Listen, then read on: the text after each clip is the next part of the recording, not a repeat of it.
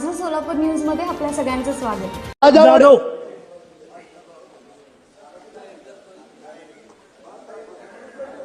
सन्माननीय अध्यक्ष महोदय, मी माझ्या भाषणाला सुरुवात करण्यापूर्वी एक बाब आपल्या आणि संपूर्ण सभागृहाच्या लक्षात आणून देऊ इच्छितो की ज्या वेळेला या प्रस्तावावर चर्चा सुरू झाली त्यावेळेला त्या ठिकाणी असलेले पीठासीन अधिकारी, त्या पीठासीन अधिकाऱ्यांनी असं सांगितलं होतं की अभिनंदनाचा प्रस्ताव मांडणारा जो प्रस्तावक आहे तो 15 मिनिटं भाषण करेल. त्या प्रस्तावाला पाठिंबा देणारे सन्मान्य सदस्य आहेत ते 10-10 मिनिटं भाषण करतील. हे रेकॉर्ड आहे, अनुमोदन रेकॉर्ड आहे.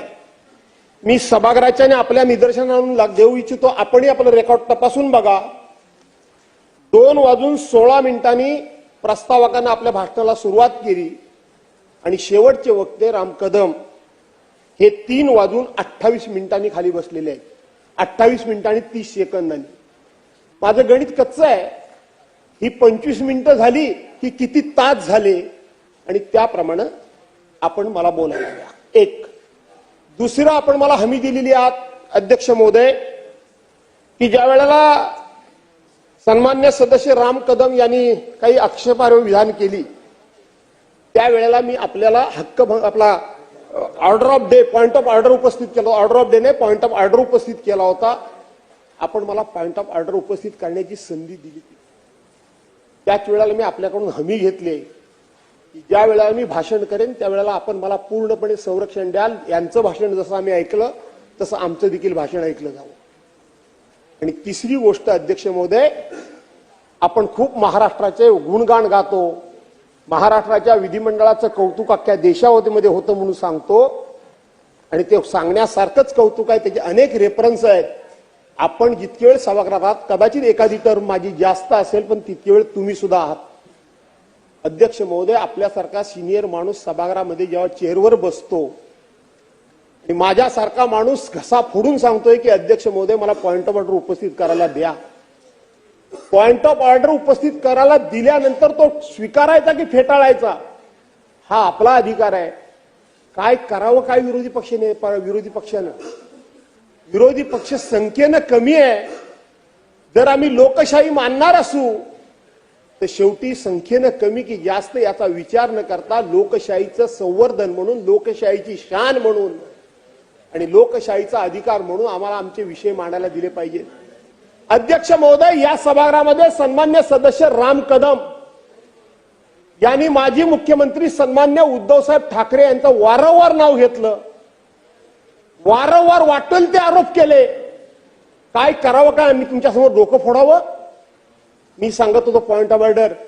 सभागृहामध्ये माजी अध्यक्ष इथं दिलीपराव वळसे पाटील बसलेत, आज तुमच्या सरकारच्या बाजूला असतील, पण संसदीय कार्याची बूज म्हणून त्यांनी कबूल केलं पाहिजे खरं की खोटं. ज्या माणसाला, ज्या सदस्याला, ज्या व्यक्तीला, ज्या प्रतिष्ठित व्यक्तीला या सभागृहामध्ये येऊन आपल्यावर झालेल्या आरोपाचा खुलासा करता येत नाही त्याचा नामोल्लेख या सभागृहामध्ये होता कामा नये. हा नियम आहे की नाही? ही प्रथा आहे की नाही? आणि हे पावित्र्य पाळलं गेलंय की नाही? काय करावं आम्ही? आम्ही काय करायला पाहिजे? अध्यक्ष महोदयांना आता गप्प राहायला सांगा. त्यांना गप्प राहायला सांगा अध्यक्ष महोदय. आता राम कदम साहेब बसा.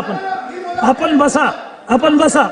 भास्करराव जाधव साहेब, मी आपल्याला सांगितलं की काही चुकीचं बोललं गेलं असेल तर रेकॉर्ड तपासून रेकॉर्डवरून काढलं जाईल. नाही अध्यक्ष महोदय ऐका जरा. आपण आता दोघांनी बोलूया. त्यांना जरा गप्प राहायला सांगा. अध्यक्ष महोदय बसा कदम साहेब बसा. तुमचं भाषण चालू असताना त्यांना 3दा बसवलं मी.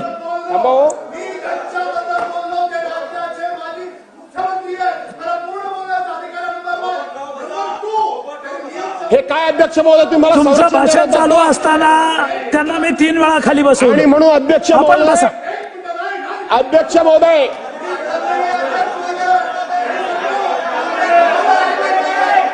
काय चाललंय बघतोस तुला आता.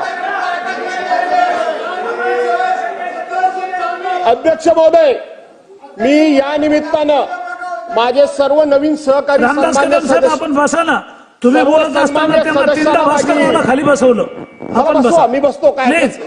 तुम्ही मला तीनदा- बसवल्यानंतर मी पुन्हा उठलो बसले नाही. तुम्ही तीनदा बसले. हा. करा, आणि मी कंटिन्यू पुन्हा करा. उठलो नाही. कंटिन्यू करा. एवढे आरोप करतो मी गप्प होतो. अध्यक्ष महोदय, मला सन्मान्य नवीन सदस्यांना सुद्धा काही या ठिकाणी विनंतीवजा सूचना करायची आहे. कधी कधी आपण आपल्या नेत्यांना कधी कधी आपण इतकी चापलुशी करतो, इतका त्या ठिकाणी हंजी करतो आणि इतकं टोकाला बोलतो. कदाचित आपल्याला असं वाटत असेल की अशा वक्तव्यानं आपले नेते खुश होतील, पण आपण कळत नकळतपणे त्या पक्षाची प्रतिमा खराब करतो. पक्षांतरचा विषय माझ्या नशिबात सुद्धा आला होता, पण अध्यक्ष महोदय, पूर्वीच्या पक्षाबद्दल एक गैरशब्द काढल्याचा सभागृहामध्ये कुणीही सांगा. आहे तिथे जुनी जाणती म्हणजे सुधीर भाऊ गेले, कदाचित माझ्या बरोबरचे सुधीर भाऊ आहेत, त्याच्या अगोदरचे जयंतराव पाटील, भुजबळ साहेब, दिलीप वळसे पाटील आणि अजितदादा, एवढेच आता जुने सदस्य राहिले. त्याच्यानंतर बाकी सगळे आमच्यापेक्षा जुने आहेत, नवीन आहेत. मी आणि सुधीर भाऊ आहेत, बाकी तुम्ही एक आहात. पण तुमच्याबद्दल मला तर वाईट वाटलं मंत्री महोदय. तुम्ही अध्यक्षांना गप्प सांगत होता आणि त्यांना बोलू द्या म्हणून सांगत होतात. हे बरोबर नाही मंत्री महोदय, हे बरोबर नाही. आणि मला तुम्हाला विनंती करायची आहे की कुणीतरी म्हणायला पाहिजे होतं की हे योग्य नाही, पण तुम्ही त्यांना प्रोत्साहन देत होतात. तुम्हाला असं वाटत असेल जाधव साहेब, माझ्याकडे पाहून बोला आणि राज्यपालाच्या अभिभाषणावर बोला. हे त्यांना काय नाही सांगितलं माझ्याकडे मगाशी? पाहून बोला. हे मगाशी त्यांना काय नाही सांगितलं? त्यांनाही थांबवलं ना मी. काय थांबवलं? त्यांनाही थांबवलं. मी टायमिंग बोला, वाचून बोला. दाखवलं. बोला, राज्यपालाच्या भाषणावर बोला. बोला बोला कशाला बोलायचं मग? बोला. तुम्हीच बोला, आम्ही जातो. आणि म्हणून आपल्याला असं वाटत असेल की हे आपण घोषणावं करतोय, असं होत नाही अध्यक्ष महोदय. समाज फार डोळस आहे, समाजाचे डोळे उघडे आहेत. काय करतोय काय करत नाही आपण हे बाहेर समाज त्याचा लेखाजोखा मांडत असतो, याचं भान ठेवा. अरे सत्ता येतात आणि जातात, आल्या आणि गेल्या. कैक सत्ता आल्या आणि कैक सत्ता गेल्या. ही पहिली आणि शेवटची नाहीये, याच्या पुढे सुद्धा ही लोकशाही जिवंत ठेवायची आहे. आणि म्हणून अध्यक्ष महोदय, अशा पद्धतीने एका नेत्याचं नाव घेणं हे आजपर्यंत या सभागृहामध्ये कधी झालं नाही. आणि चुकून जर कुणी नाव घेतलं तर तात्काळ तालिका त्या असलेले चेअरपर्सननी त्यांना सांगितलं हे नाव बंद करा, घ्यायचं नाही. मी तुम्हाला विनंती करतो की माझ्या नेत्यावर जे आरोप झाले ते तुम्ही काढू नका. माझ्या नंतरची पिढी आपल्या वाचनालयामध्ये हे वाचायला येईल आणि आपण किती आदर्श इथं निर्माण केलेत ते लोकांना कळतील. असं समजू नका तुम्ही, लोकांना कळतील. अध्यक्ष महोदय, मी या ठिकाणी राज्यपालांच्या भाषणावर बोलण्याकरता मी सुरुवात करतो.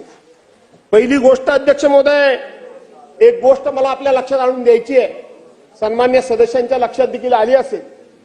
ज्या वेळेला राज्यपाल महोदयांच्या भाषणाकरता आपण गेलो त्यावेळेला तिथं राष्ट्रगीत झालं आणि राज्यगान झालं. ते राज्यगान अतिशय खणखणीत आवाजात झालं होतं. इथं ज्या वेळेला राष्ट्रगीत आणि राज्यगान सुरू झालं त्यावेळेला मी सांगितलं होतं की स्वातंत्र्यवीर सावरकरांनी सांगितलेलं आहे की राष्ट्रगीत किंवा राज्यगीत हे रणगान असलं पाहिजे, रणगान असलं पाहिजे. गान गाताना, ते राष्ट्रगीत गाताना, राज्यगान गाताना अंगातून असे शहारे राहिले पाहिजेत, अंगामध्ये असे एक प्रकारचा रक्त उसळून आलं पाहिजे. आणि आपण आपलं जे जाऊ द्या हो, कशाला उगाच एवढं ऐकल्यानंतर पण पुन्हा रामकदम रामकदम करता काय? काय ऐकतात ते? त्यांना ऐकवायचं, त्यांना दुसऱ्यांना ऐकवायचं होतं, पण ते काय एवढे कमी बुद्धीचे नाहीयेत. आणि म्हणून स्वातंत्र्यवीर सावरकरांनी सांगितल्याप्रमाणे वरच्या सभागृहातलं राष्ट्रीय गीत आणि राज्यगान हे एकदम खणखणीत आवाजात झालं, जोशात झालं. पण त्यानंतर माझं चुकत असेल तर मला करेक्ट करा, मी काय आरोप करत नाहीये. परंतु दोन्ही गाणी तुम्ही एकदा एकत्र ऐका, अध्यक्षांना सांगा. मला असं वाटतं की या खालच्या सभागृहातल्या त्या गाण्याच्या रेकॉर्डमध्ये सुधारणा झालेली नाही. जय जय महाराष्ट्र माझा हे जेव्हा गाणं सुरू होतं, भीती ना आम्हा तुझी मुळी ही गडगडणाऱ्या नाभा, गडगडाट झाला पाहिजे. आसमानीच्या म्हणजे आसमानीच्या नव्हे, आसमानीच्या सुलतानीला जवाब देतील जिवा. म्हणजे समोरच्या माणसाच्या हातामध्ये शस्त्र असेल, तलवार असेल, तर त्या तलवारीला सामना करण्याची जीभ माझी, हा त्याचा अर्थ आहे. आणि म्हणून ती गाणी जरा क्रॉस चेक करा आणि जर सुधारणा करावीशी वाटली, तुम्हाला वाटलं दोन्ही सारखे आहेत, तर माझा काही आग्रह नाही, पण माझं म्हणणं आहे की दोन्ही गाणी सागर. माझं सोलापूर न्यूज या यूट्यूब चॅनलला सबस्क्राईब करा आणि बेल आयकॉन प्रेस करायला विसरू नका.